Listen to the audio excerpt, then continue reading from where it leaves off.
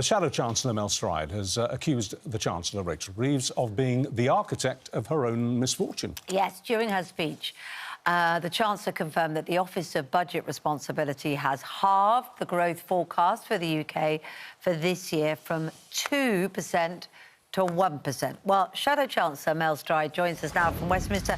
Good to speak to you this morning. Morning. I mean, you must be delighted that it would appear the Chancellor has carried out what you said you wanted to do during the election campaign. In fact, you said it would be a modest challenge to cut $12 billion from the welfare bill. Labour have managed $4 billion, so you'd have gone further. You'd have done 4 times that amount. So, Kate, there's a lot going on here. One thing is that when she came to Parliament yesterday, of course, what she was doing was explaining how she was going to try and dig herself out of this massive hole of her own creation through taxing businesses and spending like there's no tomorrow, putting up inflation, higher interest rates, and all the consequences of that. Now, where the welfare debate therefore comes in, I think, is what you want to have done, actually, is to have got into office, had some serious principled welfare reform that would have made more savings and been properly thought through with a proper plan. What you don't want to do is what this government has done, is to tank the economy. And in order to try and desperately make the numbers add up, to suddenly rush around at the last minute and cobble together these savings in the way that she has. That's not good for the taxpayer, and it's also not fair to what are often a lot of very vulnerable people up and down the country. Well, that's your view, Minister, as people might say. I mean, well, she would say she's digging herself out of a hole that 14 years of Conservative government have left her in. She's trying to balance the books. She set her own fiscal rules, which she's trying to stick to protect various areas, not wanting to increase taxes, all that balancing going on. But the principle that you said that people are going to suffer, that's something that you wanted to do, isn't it? You wanted to cut $12 billion. You talked a lot about the burgeoning welfare bill and how it needed to be cut. Yeah. And so what plans would you have done differently then? So I mentioned the term principal welfare reform, and what I mean by that is if you're going to reform welfare, you've got broadly 2 ways in which you can save money. One is what you saw from the government, which is you do it last minute, grab every easy lever that there is, and do it in a rush. Just because I have let you put that case.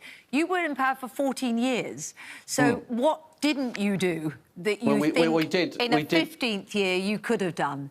We did do a lot, Kate. What we did when we were in power was we brought in reforms to the work capability assessment. That's the gateway into long-term sickness and disability benefits. We saved £5 billion scored by the OBR, and that also the OBR said would lead to 450,000 fewer people going on to those long-term sickness and disability benefits and on a path potentially into work. And I think that was a major achievement. Now, we'd also consulted on reforms to the personal independence payment. Yeah. And that was a fundamental consultation looking at all sorts of different options, including a complete overhaul of PIP as a benefit. It's a very blunt benefit. It's not very effective. It's not very targeted. It could do much better. So you could end up with a system that both saves the money but also does more for those people that need the help. And that's the key. Right. And that comes back to my point. I'm sorry to repeat it again, but if you rush these things, you don't end up fundamentally reforming welfare. What you do is you end up, cutting up ratings and so on, and the sort of things you've seen here. What many analysts across the spectrum are agreeing on this morning is that one of the reasons that Rachel Reeves appears to have come unstuck is because she put so many eggs in the same basket, the one basket, the growth basket. She said that most of what she was going to try and achieve as Chancellor when she came into power 6 months or so ago was based on growth. She was going to grow the economy, and that was going to pay for everything. And that hasn't happened. Growth has completely stalled. We're going to be talking to her about this just after 8 o'clock when she joins us. What can we put to her from you for your analysis as to why growth isn't growing, that it's frozen? What do you think's gone wrong? So, Richard, I think that's a great question. What I would be saying to her is that it's all very well to point to President Trump and wars overseas and Vladimir Putin and the legacy, but what bit of this do you own? And I would say, surely what has happened is you came to office without a plan, you talked down the economy, you made up this fictitious £22 billion black hole that the OBR has debunked. That depressed the animal spirits. You chose to borrow huge amounts of money, spend large amounts of money, and tax the living daylights out of business. And that taxing of business led to growth being killed stone dead. It also means that the additional cost of business, some of that is passed on by way of higher prices, and that plus the spending is inflationary, and that has meant interest rates being higher for longer, damaging those that have got mortgages, and also meaning that servicing our national debt that she has added to very significantly, incidentally, through the borrowing, has actually rocketed. And part of a problem is we're now paying over $100 billion a year in debt servicing costs. That's twice what we spend on the defence budget. OK. So those are, I would say to her, those are your choices, aren't they? And you are responsible for what has happened. Let's flip the coin completely then.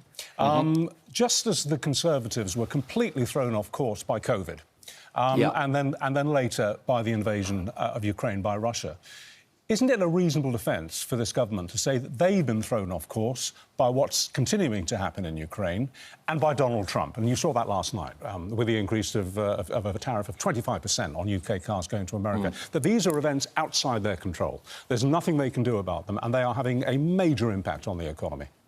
So there are always events outside of your control, and that's why you have a sufficient amount of headroom, and that's why you build a resilient and growing economy, which is not what this government has done on either of those counts. Now, on the tariffs, of course, that is something that will play out through time, and we don't know exactly where that's going to land or what the economic consequences will be. But on the point, Richard, about Ukraine, of course, the war, sadly, is still going on, but it has been going on for some time, and we did take the brunt of the consequences of that war up front when import of energy prices spiked and we had inflation that was rocketed up across Europe, including ourselves, to over 11%. And we were the government that had to deal with that and get it right back down to bang on target of 2% on the day of the general election. So I think that is an ongoing issue, but it's not a sudden external shock. That shock has already been borne, and we were the party that handled that. But look, the bottom line is that if you have a chancellor that cannot grow the economy, cannot take the right decisions on tax and borrowing and spending, then you end up in the situation where we're in, where we still don't really have enough headroom to withstand what might be coming down the line. If we have a world trade war, that headroom that Rachel Reeves rebuilt yesterday, because she burnt through all the last headroom, I'm afraid will just not be sufficient. She should have had us in a stronger position so she had more headroom, more resilience in the economy to withstand these things. Last question. Yeah. The Lib Dems are this morning saying that it's time that the British government stood up to Donald Trump, confronted him and stopped being pushed around by him. What do the Conservatives think?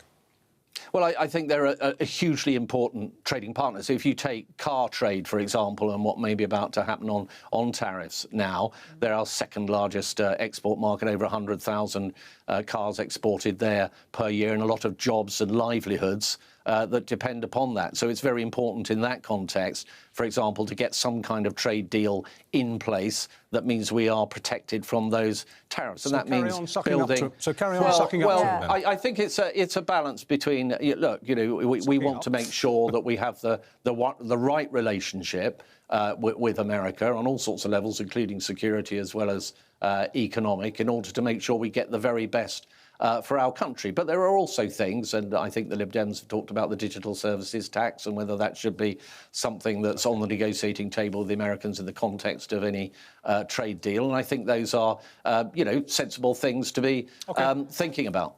That's right. Thank you very much indeed for your time this morning.